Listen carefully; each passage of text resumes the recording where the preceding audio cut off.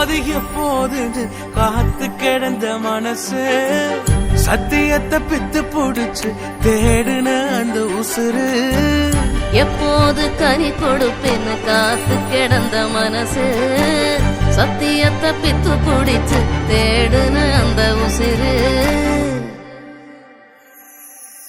நான் ஜெபிச்ச ஜெபமெல்லாம் வீணா போகவில்லை நான் விதைச்ச விதையெல்லாம் தரிசமாறவில்லை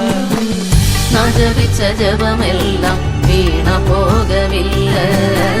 நான் விதைச்ச விதையெல்லாம் பரிசமாறவில்லை